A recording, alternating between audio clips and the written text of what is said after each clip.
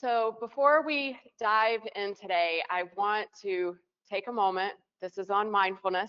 So I want us to take a moment, and I want all of you present and here. We've all arrived together in this space.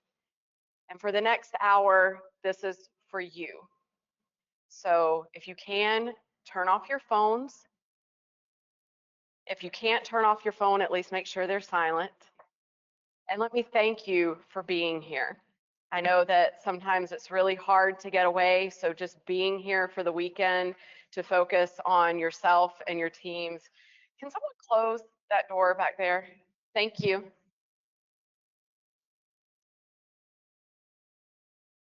We're going to be present. We want, it might actually be coming through the wall. So what I'd like you to do now is, if you're comfortable closing your eyes, just go ahead and close your eyes or soften your gaze. We're just going to take in a nice, slow, deep breath. Hold it, and then let it out nice and slow. We're going to do that again with a nice, slow, deep breath in. Let it out. Notice what you're feeling in your body. Don't place any judgment on it. Just notice what you're feeling. Are you tense anywhere? You need to relax your shoulders. Maybe your jaw feels tight. You're clenching your teeth. Your heart rate might feel a little elevated after running up the stairs to get here. Just notice it. Take stock. We'll get started.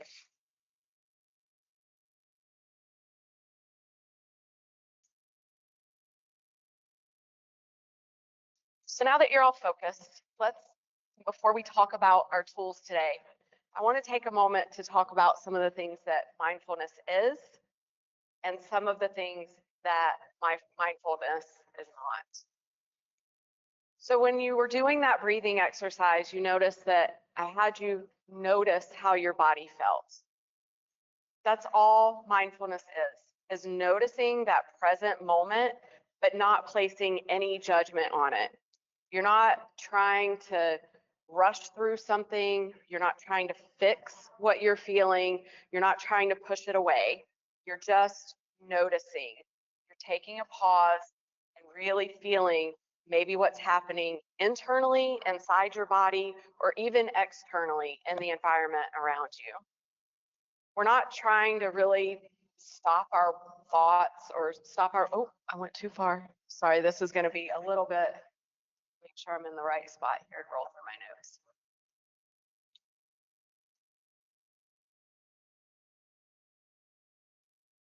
We're not trying to convince anyone that they need to calm down. I don't know if you've ever been in a stressful moment and someone tells you to calm down. That's probably not exactly the right words to say. So we're going to talk about some of the words that are the right ones to say in that moment. And so mindfulness really is the skill that gives us that gap between that stimulus that we're getting and what our response to that stimulus is going to be. And it's a skill that can be learned and taught just like anything else. You don't know how to position on your first day. It's a skill that you learn and you practice. You don't know all of the protocols on your first day. It's a skill you learn and practice. So just like that, I'm going to give you some of the tools today, and you can take these mindfulness techniques and you can use them and practice them. And one of the most important things today is that all of these techniques are going to be able to be used in short increments. I'm not going to be giving you anything that you have to take a 30-minute break to go do. You're not going to have to go find a quiet room to do this in, clearly. You're not going to have a mat or music or this long break. Be used in 10 seconds or less in most of the tools that we're going to use today. So think about those moments where you might be able to use a 10-second intervention, or your teams can. You know that you're getting ready to go into a patient's room. All of the other technologists have already been in this patient's room 10 times. They've been yelled at, they've been spat on, they've been pinched. You know what you're getting ready to walk into. Take that moment to take a breath and center yourself. You know that you're going to be responding to a tense interaction. I have worked with techs that in the, radiology is right outside of the ED. And so whenever a security code was called, they wanted to get right in there and jump in and help too. So that's another topic for another day. But, and as leaders, we know how often we're interrupted, constant interruption, and probably as technologists too. But it's in those moments that we can really take this time to create that pause between the stimulus and our response. This isn't going to be some stretch goal. It's not some wellness add-on that you're going to get, an extra $25 gift card on your wellness program for doing. It's going to be a foundational skill for your teams to be able to pay more attention, to be focused on safety, and to be more professional under pressure. And why does that matter? Well, we all know that our imaging departments and our outpatient facilities are really super intense environments, especially if you're on those front lines. You're the technologist who's right out there with the patients. You've got alarms going off. There's bells dinging all the time. If you're in MRI, I could never be an MRI tech because that chirp is a lot for me. But you've got tight schedules and anxious patients. Equipment issues are popping up constantly. I was just in a conversation, they said that they, across 9 units, had to replace 27 tubes in about a year and a half. So if you're dealing with that kind of stress level, that's a lot. Not to mention phone calls and constant task switching. And all of this is happening in environments where we're face-to-face with patients. They don't care that we have all of this going on. They want to be the center of our attention and our focus in that moment.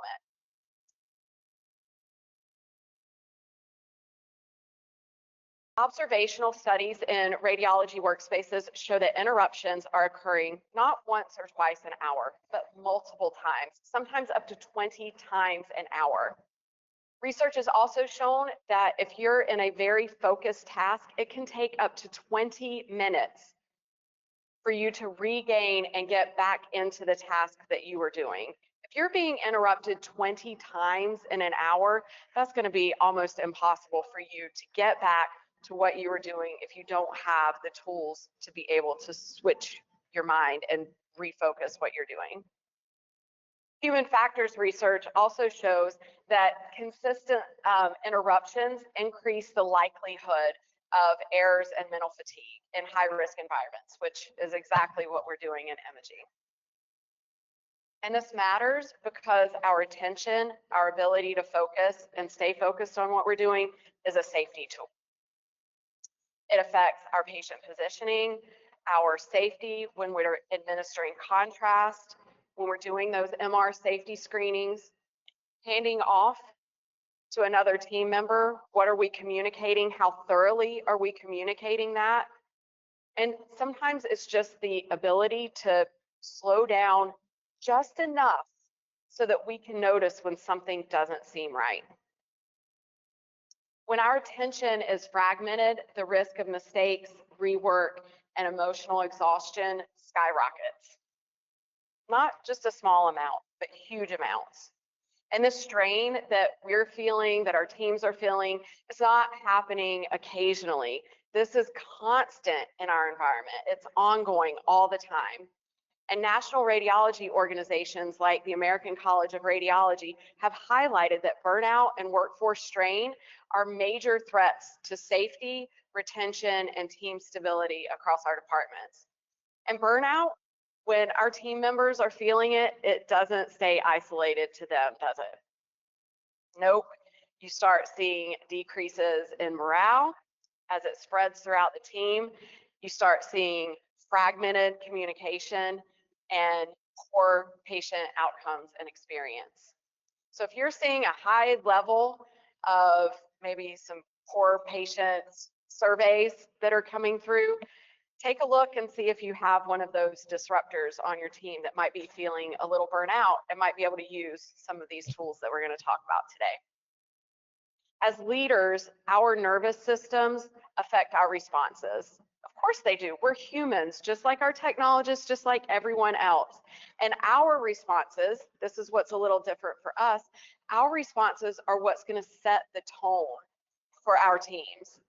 When we're dysregulated, rushed, reactive, or even constantly interrupting our own team members because we're constantly being interrupted, they're going to feel it.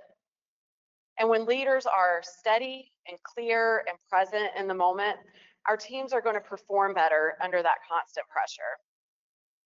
Mindfulness is not a self-care assignment where we hand this off to our frontline staff. This is going to connect directly into reduced errors and repeats through psychological safety, because we're going to implement that as a practice ourselves. Research has shown that teams perform better and catch errors earlier when people feel safe to speak up. Leaders who are able to be present and regulated make it easier for technologists and staff to raise concern, ask questions, and slow things down when it's needed. This work isn't about being calm for calm's sake. And the techniques we're going to talk about today are not simply telling your team members to calm down in these high pressure moments. We're going to talk about things to protect their attention, to support safety, and create a work environment where people can absolutely do their best work, even on their hardest days. So if mindfulness, it sounds pretty simple, like, okay, we're gonna focus, and it's this important. How do we actually incorporate that? One of the easiest methods that I found is the 10-second reset. I moved a little quickly through it in our introduction, but that 10-second reset is not a break from work. It's a way to stabilize our attention before we move on to another task. And in those high throughput environments like imaging, stress doesn't usually come from one big event. It can. We all have those moments where we have one big high stress event. But it really is a building up over time and carrying unprocessed moments from one moment to the next. And so this is a tool that can help us before we open up that next task. So I had a situation where I was a supervisor. I was just telling Caleb about my time as a supervisor in a hospital where we did all kinds of different studies in the OR. And in this particular hospital, being a supervisor meant that you were also out on the floor. You were expected to be in the OR carrying the department phone on your pocket. You were expected to be in the ED responding to trauma calls. You were expected to be on the floor acting as, also managing the IR schedule and making sure that the IR doc, it was a lot for a supervisor role. And on this particular day, it was a weekend, so staff is already limited. Got someone in the OR, someone doing a portable x-ray up in ICU for a stat up there. I had gotten a specimen from the OR that I was trying to image in the Faxitron, and that was about it. That was our whole staff team for x-ray that day. And they call it trauma in the ED, arriving in 3 minutes. Now for this specimen, I've got a patient in the OR whose surgeon is waiting on the results of that specimen imaging before they can close and get that patient out of anesthesia, out to post-op and out of anesthesia. So this is also a very important thing for me to finish up, but also I've got a trauma running through the door in just a couple of minutes. I don't have anybody else on the floor, it's just me. And I wish that I had this tool to take a moment and focus and prioritize what I needed to do, because what I did was probably not the right thing. I left the specimen x-ray and I went and responded to the trauma. I mean, both of them were priority, but I was already in the middle of a task. So with this technique, we just pause, we just take a breath. We don't have to do multiple breaths over and over again. It's just that really short breath in and breath out. And that allows us that moment to interrupt our stress response. We can feel our heart rate going up.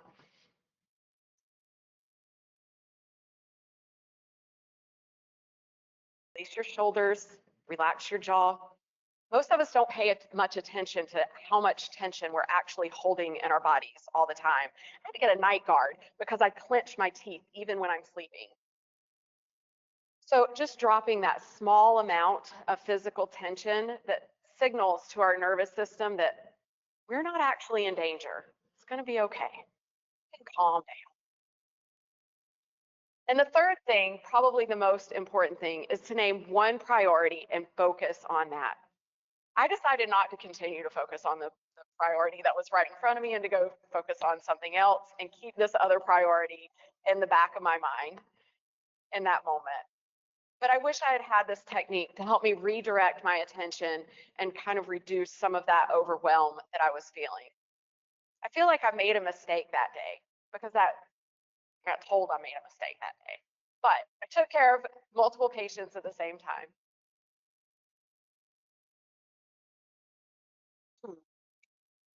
And this technique here can help our staff and our frontline teams from that task stacking where they're switching quickly between doing things and that stress that that causes, and help them put away that last interruption and that last problem before they go and enter the next room. For leaders, this tool can be very important to help us pause before speaking, before making a decision. Our teams are going to feel that we're really trying to make an intentional response to them if we can just regulate even long enough to just take a breath.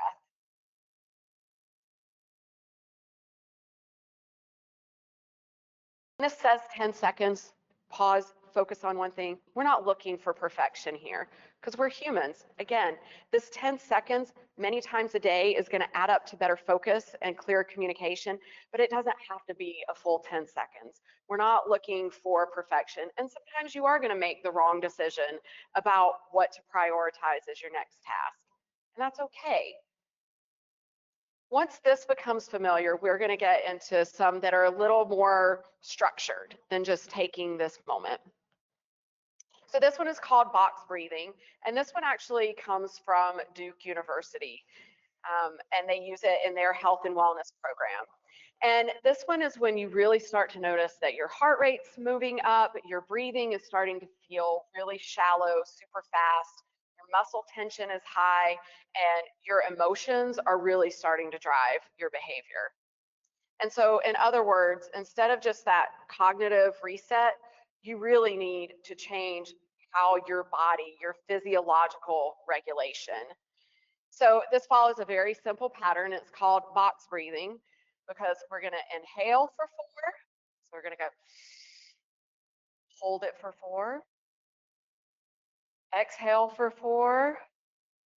And hold that exhale for 4. Now, obviously, I didn't count to 4. We have limited time today. But this box breathing of in, hold it, out, hold it. If you can do that a few times in a row, repeat it about 3 times in a cycle. That slower breath is really going to help slow down your physiological response and stabilize you enough to help you think a little more clearly in that situation. It creates a predictability, that rhythm of in 4, out 4, in 4, out 4. That predictability is going to signal safety to our autonomic nervous system. This doesn't work in every situation. You don't always have time to sit and do box breathing when you're in a stressful situation. But this is good in situations where you can anticipate that you have a stressful situation come up. Think about if you're trying to administer contrast, you know that the patient coming to your department has a contrast allergy, but there's no other study that's going to give them the diagnostic information that they need. And so they've been pre-medicated, but we all know that doesn't always help. And so you know at some point, I'm going to have to call the code team for this patient. We are in a high risk situation. Taking that time to focus, stop, breathe, and make sure that you have everything that you need before you get started. We can also use this technique, maybe not call it box breathing with our patients, but when we're in MRI and we have a really anxious, claustrophobic patient, we can help them with, hey, just count to 4 with me. Breathe in, count to 4. Breathe out, count to 4. Now, sometimes that's not always going to work. They're going to have to get some other sedation. But I have been able to actually help our MRI techs walk some patients through, and we can do this. We're in this together. The technologist is just right on the other side of this door. You're good, you're okay. Let's just breathe together. And then as leaders, how many people in this room have had to terminate someone? How many people in this room have had to terminate 15 people in a single day? I've had to do that. We had a layoff at our imaging center because we were outsourcing our call center. And so as the operations leader, that was my role. That was a tough day because none of those individuals had any kind of behavioral or performance issue, but I had to have 15 different conversations with them to let them know that their role had been eliminated, and then to walk them through what the next steps were going to be. I really needed a breathing technique on that day.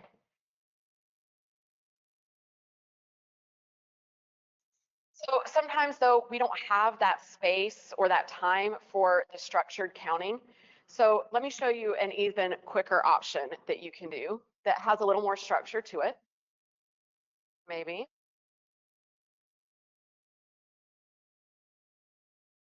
Turning up the volume. So this one's called the exhale heavy breath. So this one again is you're just going to take a breath in, blow it out, and take longer blowing it out than you did breathing in. So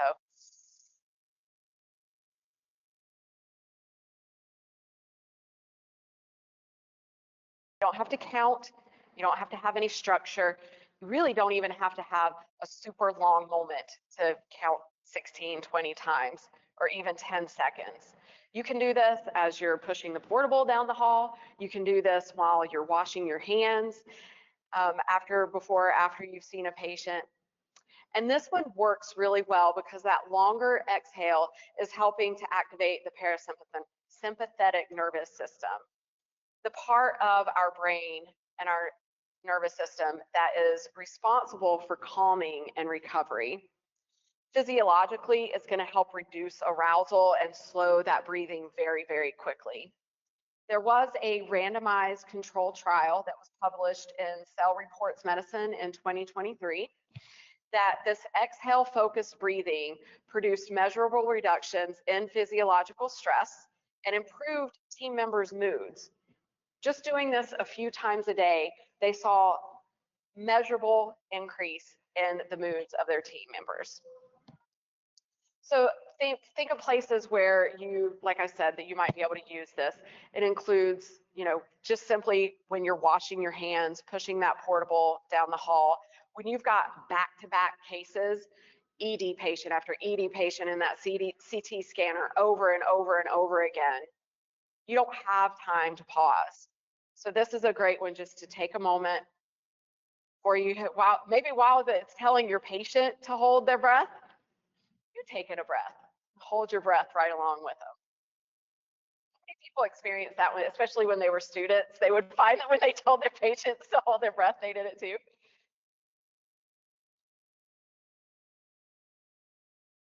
Doing it with our patients, asking them, okay, let's take in a nice, slow, deep breath together, can really help to decrease their anxiety as well.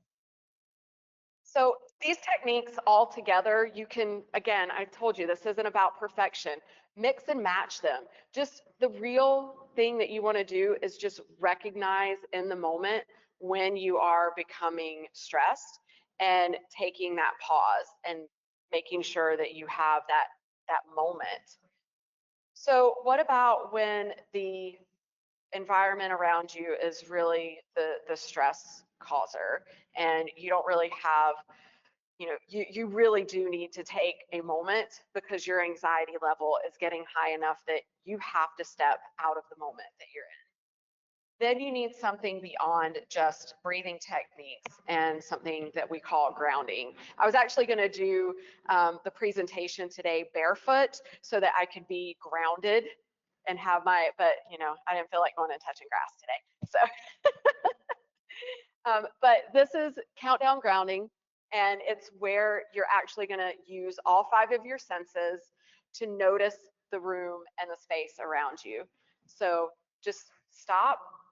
You don't have to do this out loud, but just think about 5 things that you see, 4 things that you feel, 3 things you're hearing, 2 that you smell, 1 that you taste.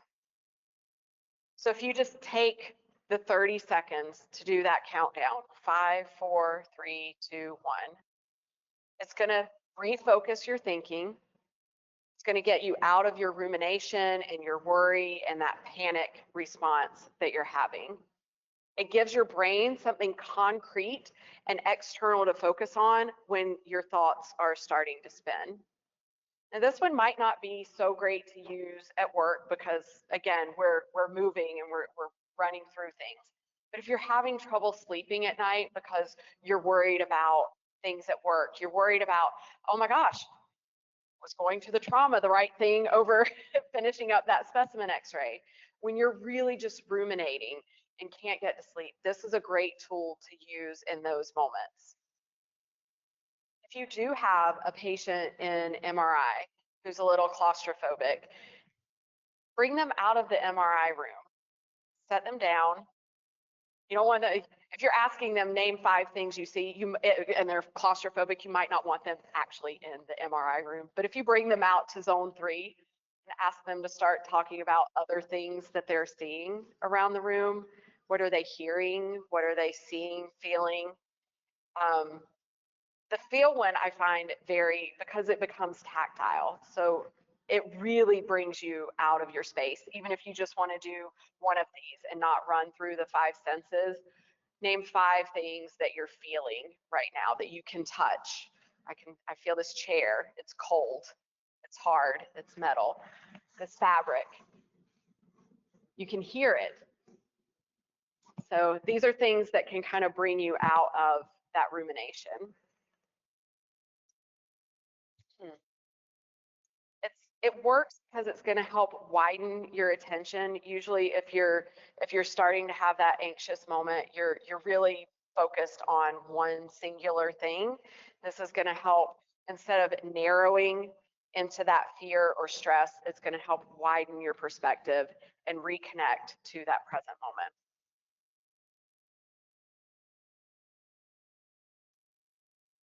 But what about when you need to take the time to make a decision? If you're in a leadership role, you're making hard decisions all day, every day, sometimes under a lot of pressure and with a lot of emotion to them. I mean, not only did I have to let those 15 people go, I had to decide which 15 it was going to be and whether or not I'm the one who made the decision that, yes, outsourcing makes more sense for a cost analysis.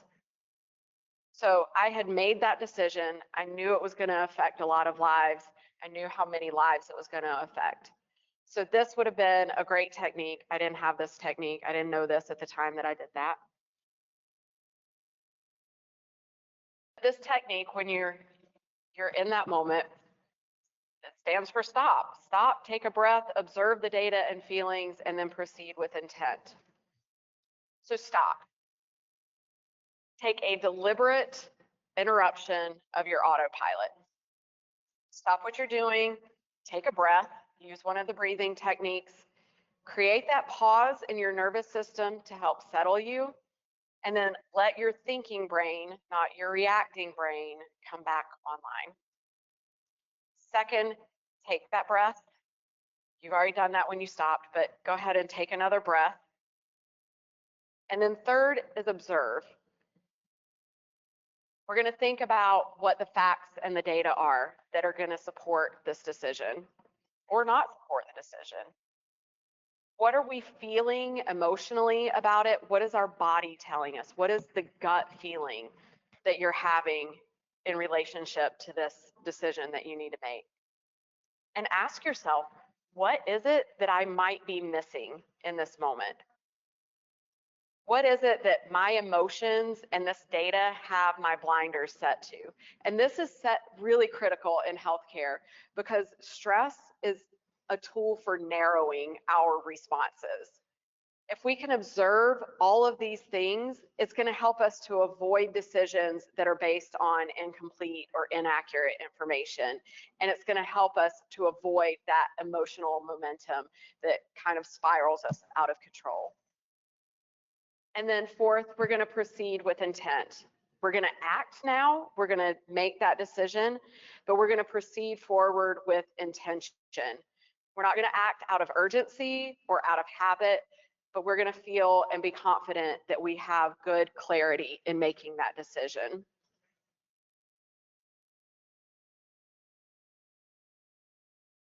We talked earlier about psychological safety, and this is a key moment. This is a key point in time where, sorry, I just want to make sure I'm keeping up with my time here.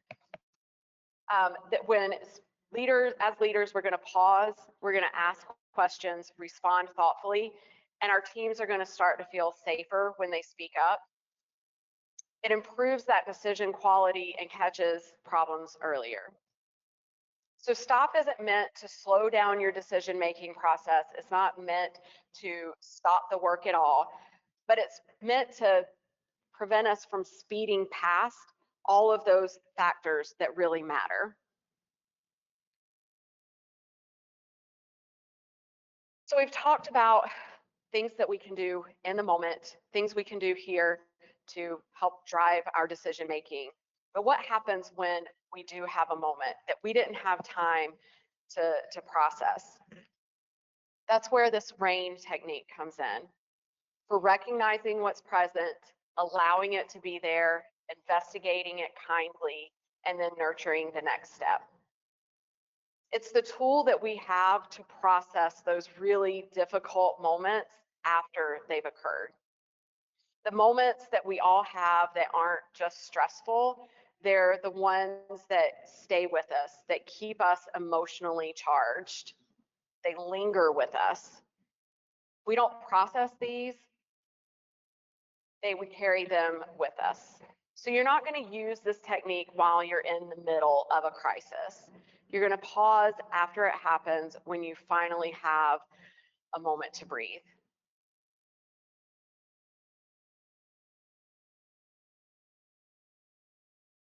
So I first came across this technique. It wasn't called RAIN, but when I was researching for this topic, I was like, oh, this is exactly what my EAP team told me to do. So Employee Assistance Program through HR. So I learned about this technique because I was struggling after I had a particularly horrific postmortem study that I had to do on a toddler. And I can still get a little emotional thinking about this, but I was having trouble sleeping at night. I kept seeing that broken little body, kept seeing the images that I had taken and seeing them on the screen. And so I had to go to HR. I was like, I'm not sleeping. This is affecting my performance. I don't know if I want to come back to a hospital where I'm going to have to do studies like that. That was awful. I didn't get into forensic x-ray. I could have taken that path. That's not what I wanted to do. And so they introduced me to this. There were some other tools that they gave me as well. But first one was to recognize what I was feeling in that moment and after that moment. I was angry. I was so angry. I was shaken. I was sad.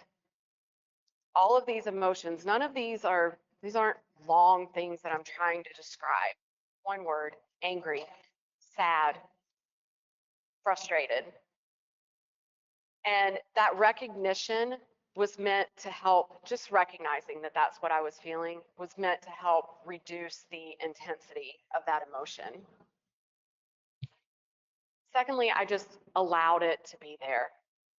I didn't judge it. This wasn't some type of, moral judgment that I was feeling any certain type of way. And this study that I did, it was a complete accident. It was not from, non-accidental trauma or an abuse case. It was so accidental.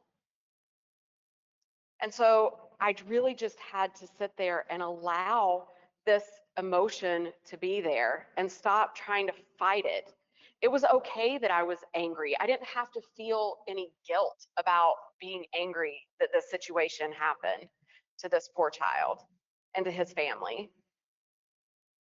But it also helped me to sit and be okay with feeling those emotions and being able to move forward from them. And then ask questions, investigate what you're feeling, but do it gently. Don't beat yourself up. Think about what was the hardest part of doing that? Not only the study itself, but what is the hardest thing that I'm having to do now as I move through my day? What do I need right now in this moment to get through my day? Where am I holding these emotions that I'm describing? Where am I holding that in my body? What can I do to help release some of that emotional response? You're going to approach this step with curiosity and not with a lot of self-criticism. And then you're going to nurture yourself. You're going to nurture those next steps that you're going to take. I stayed at my company. I worked there for almost 6 years after this occurred. I did more postmortem x-rays. None quite as traumatic as that one. But I took supportive actions when I could feel that emotion, that PTSD starting to rise up because I knew that the medical examiner was bringing in another case. Took a few breaths. I stepped outside. I took a lap around the hospital. My team members knew that this had been a particularly bad experience, and I asked for help. Hey guys, I can't go do another postmortem by myself. Can I get some help with this one? So I stepped into that role, and simply reminding myself that, you know what, that was really hard, and I did the best I could in that moment.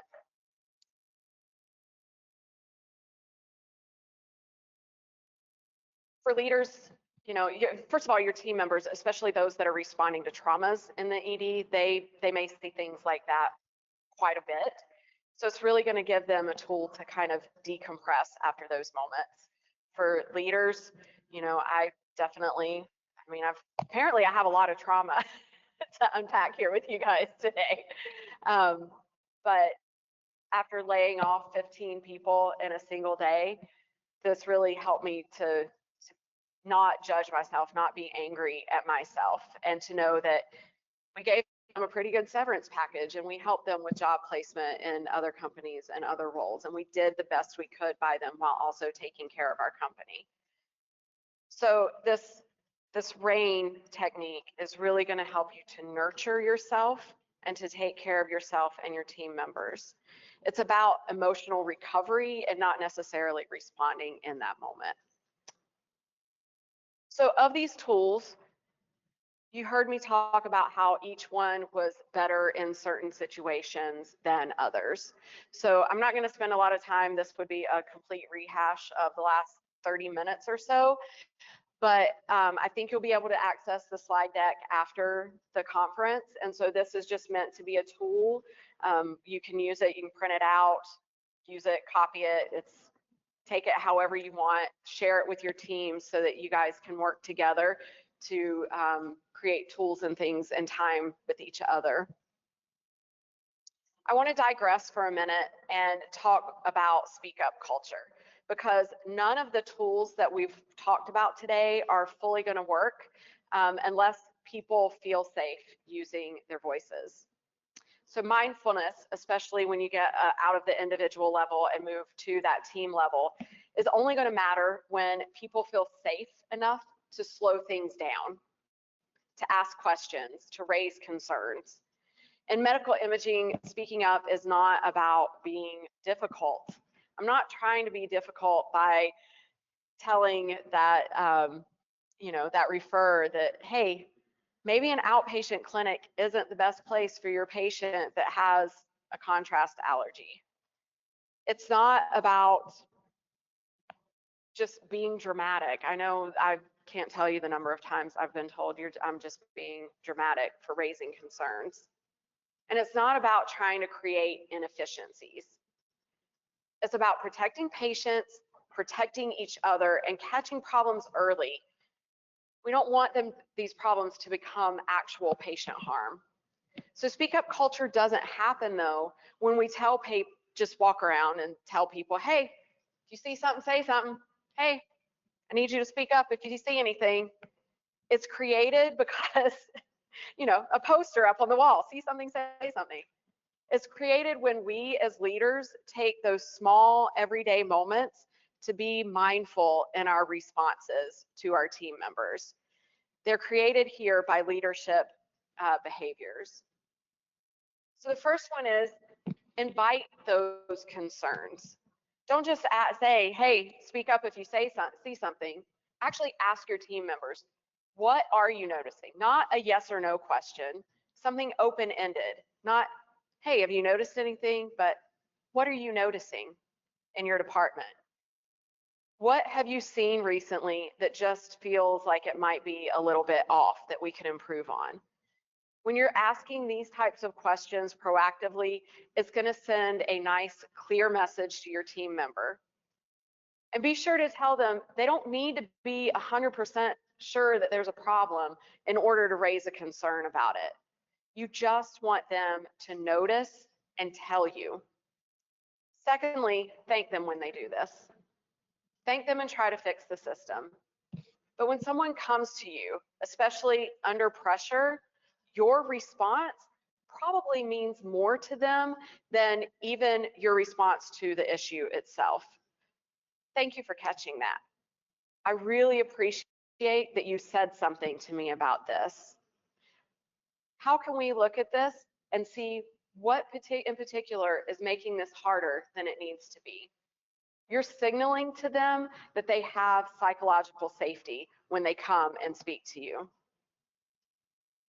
Tell them, make sure that your actions and your words let them know that their opinions and what they're seeing is valued, even when it's inconvenient. This is where we need to be able to regulate our responses because we need them interrupting us. They need to feel safe to interrupt us and not feel like they're bothering us. Because if your response is dismissive or defensive, your team is going to learn really quickly not to come to you the next time they have a problem. And the third thing you're going to do is model that calm language that's going to help slow down their nervous system, your nervous system. Think about how you speak to your team sets that tone in your department. Okay, pause for just a second. Breathe. When they come to you and they're amped up, they're up here. What do we know for sure in this situation? Caleb, what do you think is the safest next step for us to do here? Ask them for their opinions, because mindfulness isn't going to show up in these situations as the breathing exercises, but it's going to show up as how we pause and stop and we listen, how we respond, and how we tolerate that uncertainty without creating more panic.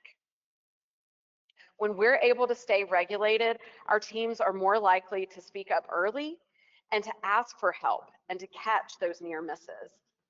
And that's how safety culture is built, quietly and consistently and over time. So a speak up culture is not about policies and posters. It's created when you as a leader help to create that safe space to notice and to pause and to say something when it absolutely matters the most. I've got about 15 minutes left, so I'm going to kind of move through these next few slides a little quickly. Micro breaks can be used to support our team members to help protect their focus and reduce fatigue without trying to slow down our throughput. So, rather than taking a nice long, 15-minute break, if we can give our team members 2 minutes to walk away from the scanner every hour. Now, granted, you may have some state regulations that say I have to give them a 15-minute break. That's fine. But if we can give them 30 seconds to 2 minutes to just stop, walk away from their work, and come back, the more often that we can provide them with that kind of support, the better off we're going to be. And it can be something that's kind of already built into their day, time to walk away, use bathroom, get a sip of water, take that breath, and then return back to their scanner.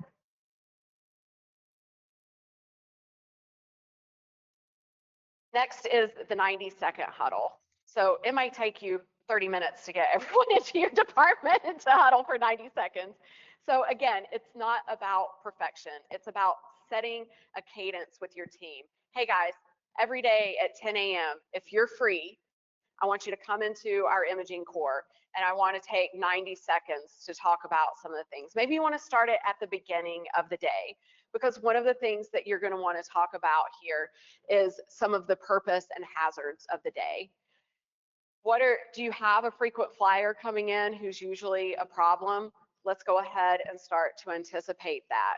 Do you have a high risk patient that you know is on your schedule? Things like this that we can start to show our team that we do see, that we're anticipating, they're anticipating, and what we can do to help mitigate some of those risks that we're going to see in our department. What's going to be different today than any other day? Are our staffing levels low? Did we have a couple of call outs? Is the hospital at full census? Are we having to divert patients? Are we having any equipment issues? You're really just taking just a couple of seconds. Maybe you need more than 90 seconds depending on your department to run through those kinds of things. But you're going to help to reduce some of those surprises that create those fire drills throughout the day.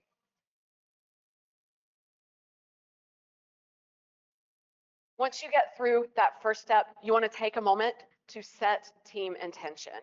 So you're not trying to give them a goal for the day. This isn't a metric that like, hey team, we're going to see 100 patients in our CT scanner in the next 8 hours. It's going to be something more like, hey guys, remember, let's support each other when we have a lot of add-ons today. Or, hey guys, remember, when you're administering contrast, slow down and do some double checks. Or, hey, if you're starting to feel rushed, that's the moment that you need to try to slow down. And if you feel like you can't, give me a call. You're telling them, you're giving them those signals to be very intentional and to bring that mindfulness into their workspace.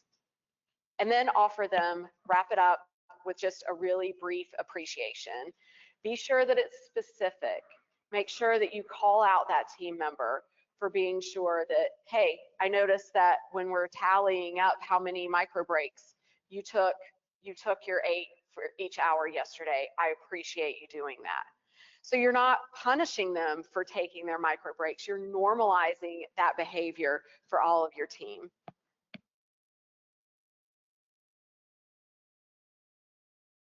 So tomorrow, you're going to go take, not tomorrow, Monday, you're going to take this presentation, you're just going to go roll out every single tool, right? That's what you're going to do? I don't recommend that. You can't simply walk into your department and start telling people, hey guys, we're going to start breathing now. What you're going to do is take a good month to start introducing some of these concepts slowly over time, maybe 1 or 2 a week. This first week back, let them know, hey guys, I went to this conference and there was this really great speaker there. I want to see her every time she's speaking somewhere, but she had this great talk about breathing and how we can slow down just a little bit in our day. So kind of introduce them to that. Use that chart that I had to make some cue cards and start putting that around the department.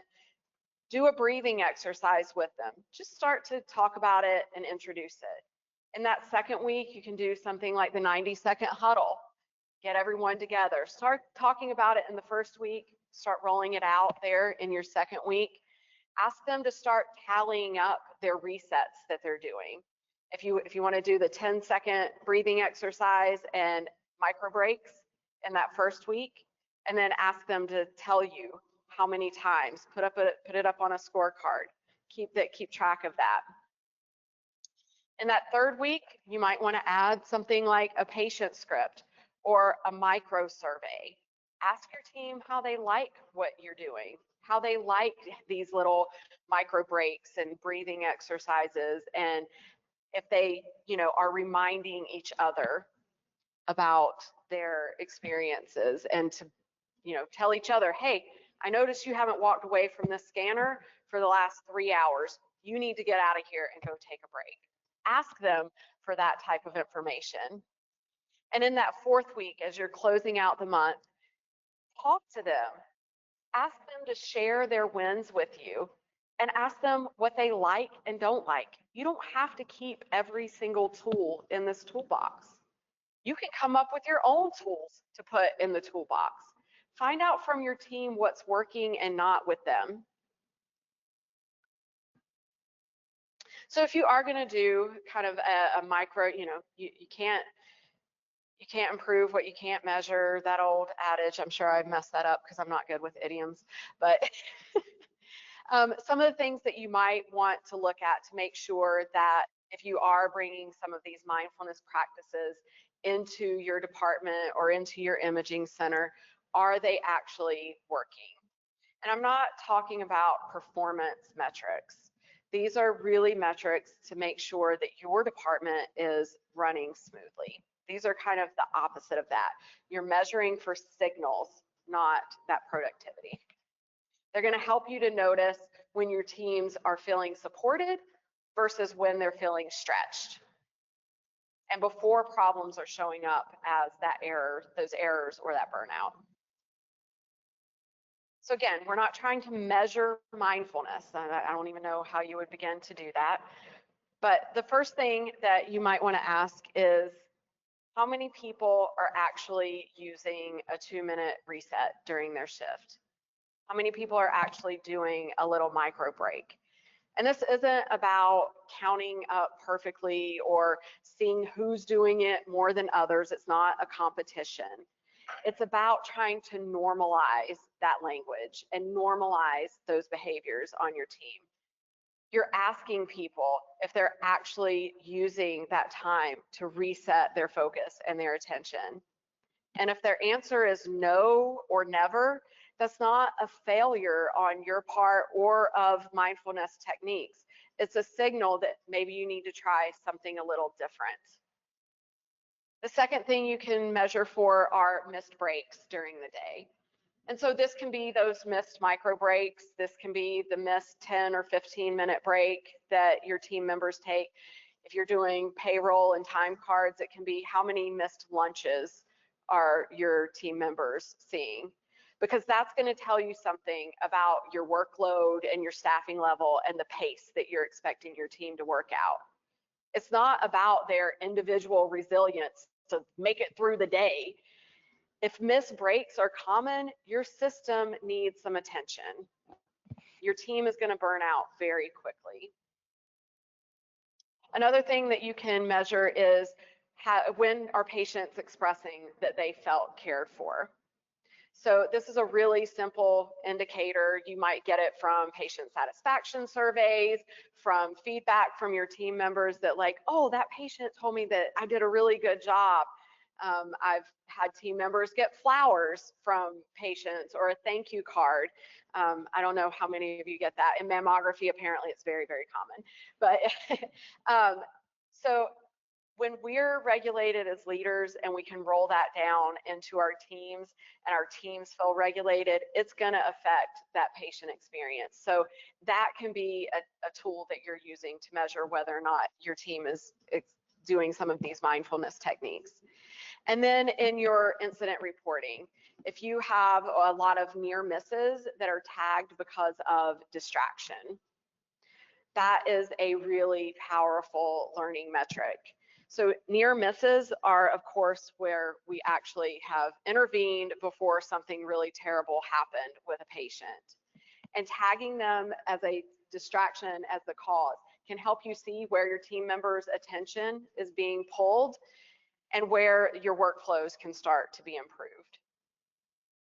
So these metrics also help to reinforce a very clear message to your team. It's that we're paying attention to not only whether or not the work is getting done, but we're paying attention to how that work feels and how it affects us.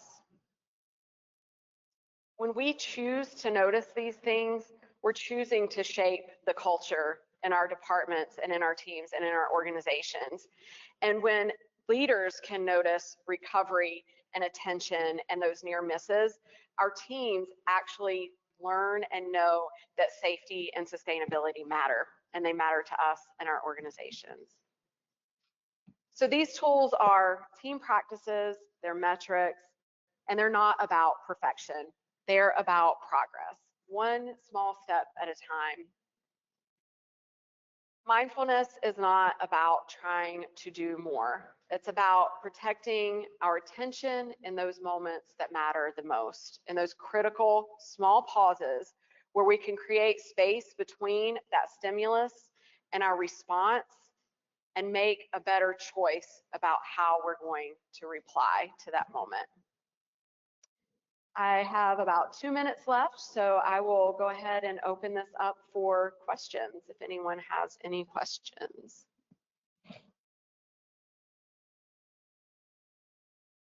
Not a single one? Wow, you guys are an easy crowd because the Q&A is my least favorite part. I don't have a script to go by. All right, well, before I leave you today, the last slide here, I know this is very, very small. This is meant to be another resource for you after this. If you want to do any kind of reading up after this on what some mindfulness techniques could be, how they actually can be used in your imaging departments or by yourself, and just some more information on safety and attention in that. So I appreciate all of your time today. Thank you so much. Now you can't be focused anymore. You have to go back out in the world. Yeah. I believe so. If not, if you want to email me, if anyone wants my email, you can write it down right now. It's Geerlings. Let me go back to my title slide here real quick. It's Geerlings, Geerlings, my last name, at Wake, WAKE, rad.com. So first initial, last name at wakerad.com.